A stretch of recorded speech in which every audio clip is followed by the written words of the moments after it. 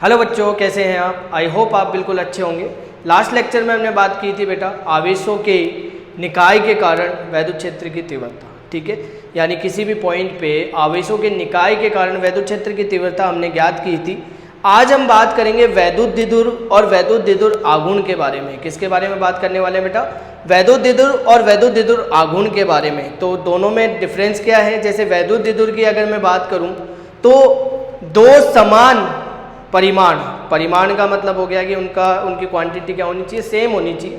यानी दो समान परिमाण के आवेश, मान लीजिए एक आवेश यहाँ रखा और एक आवेश यहाँ रख दिया, दोनों का जो परिमाण है वो कैसा होना चाहिए? समान होना चाहिए।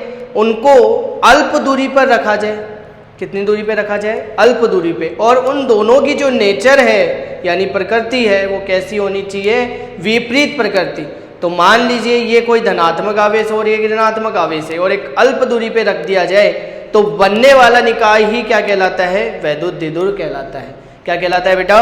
वैद्युत द्विध्रुव कहलाता है। तो वैद्युत द्विध्रुव यानी एक ऐसा निकाय जिसको एक अल्प दूरी पर यानी दो आवेशों को अल्प दूरी पर रखा जाए तो बनने वाला निकाय ही क्या कहलाता है? वैद्युत द्विध्रुव वैद्युत द्विध्रुव कहलाता है। उसके बाद आता है वैद्युत द्विध्रुव आघूर्ण। वैद्युत द्विध्रुव आघूर्ण क्या होता है कि इन दोनों आवेशों में से एक कोई आवेश ले लीजिए आप, इन दोनों आवेशों में से एक कोई आवेश ले लीजिए, कोई भी ले लीजिए आप, चाहे माइनस ले लीजिए या प्लस ले लीजिए, दोनों में से एक आवेश ले लीजिए। उनका परिमाण यानी एक आवेश का परिमाण और दोनों के मध्य की दूरी के गुणनफल को ही हम क्या कहते हैं?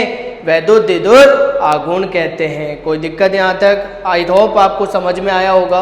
अब देखो इसमें डायग्राम से और मैं बता देता हूँ आपको कि मान लीजिए ये कौन सा आवेश है आपके पास? धनावेश है और ये कौन सा है? माइनस आवेश। इनको एक छोटी सी अल्प दूरी पे रखा जाए तो बनने वाला ये पूरा का पूरा निकाय क्या कहलाता है? वैद्युत द्विध्रुव कहलाता है। कोई दिक्कत यहाँ तक? तो परिभाषा की बात कर लेते हैं। जब दो समान परिमाण व विपरीत प्रकृति के आवेशों को एक दूसरे से अल्प दूरी पर रखने पर बनने वाला निकाय ही क्या कहलाता है बेटा? वैद्युत द्विध्रुव कहलाता है। चलो अगर हम बात करें वैद्युत द्विध्रुव आघूर्ण की तो वैद्युत द्विध्रुव आघूर्ण क्या होता है? किसी एक आवेश के परिमाण यानी इनमें से किसी भी एक आवेश को उठा लीजिए आप कि आवेश के किसी भी एक आवेश का परिमाण ले लो और दोनों के मध्य की दूरी ले लो तो और उन दोनों को क्या कर लो? आपस में मल्टीप्लाई कर दो। तो गुणा करने पर जो हमें राशि प्राप्त होगी वही क्या कहलाती है? वैद्युत द्विध्रुव आघूर्ण कहलाती है। अगर मैं बात करूं इसके बारे में, इसे डिनोट करते हैं कैपिटल पी से। किससे डिनोट करते हैं बेटा? कैपिटल पी से या स्मॉल पी कर लीजिए आप, इसे स्मॉल पी से डिनोट करते हैं, ठीक है। अगर मैं इसकी दिशा की बात करूं, स्मॉल पी से इसे डिनोट कर दिया। अगर मैं इसकी दिशा की बात करूं, अब दिशा उसकी होगी जो सदिश राशि होगी। तो ये कैसी राशि है? सदिश राशि भी है,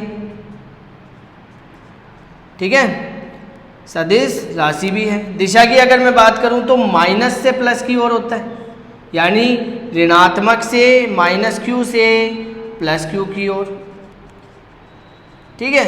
अगर मैं इसकी दिशा की बात करूं तो दिशा किस तरफ से किधर होगी? माइनस क्यू से प्लस क्यू की तरफ। और ये कैसी राशि है? एक सदिश राशि है। दूसरी बात, स्मॉल पी इक्वल हमने बोला कि एक कोई भी आवेश ले लीजिए, उसका परिमाण गुणा उन दोनों के मध्य की दूरी 2l। क्लियर? 2l ही क्यों ले रहे हैं हम?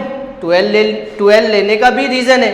क्यों? क्योंकि जब न्यूमेरिकल आएंगे तो आप अगर इसको l ले लेते हैं मान लीजिए, तो इसको क्या करना पड़ेगा? मिड पॉइंट पे लेना पड़ेगा। तो क्या करोगे आप? इसे l/2, इसे l/2।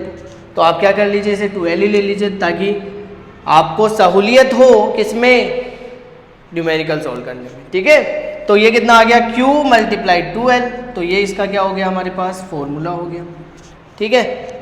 दूसरी बात करें, अगर इसकी SI मात्रक की बात करें तो आवेश का, अगर इसके SI यूनिट की बात करें तो आवेश का कितना होता है? कूलाम। और लेंथ का कितना हो जाएगा? मीटर हो जाएगा। उसके अगर हम बात करें विमा की तो विमा क्या हो जाएगी? इसकी आवेश की विमा होती है A1T1 और लेंथ की विमा होती है कितनी बेटा? L1। तो कितनी आ जाएगी? A1T1 L1 इसकी विमा हो गई, ठीक है। ये बात हो गई किसके बारे में बेटा? वैद्युत द्विध्रुव आघूर्ण और वैद्युत द्विध्रुव के बारे में। अब नेक्स्ट लेक्चर में हम बात करेंगे कि वैद्युत द्विध्रुव के कारण अक्षीय स्थिति और निरक्षीय स्थिति पर वैद्युत क्षेत्र की तीव्रता ज्ञात करनी है, वो करेंगे हम नेक्स्ट लेक्चर में। आज के लिए इतना ही, नेक्स्ट लेक्चर में मिलते हैं। कंटिन्यू बने रहें वीडियो में और ज़्यादा से ज़्यादा शेयर करें और लाइक करें। Okay, take care.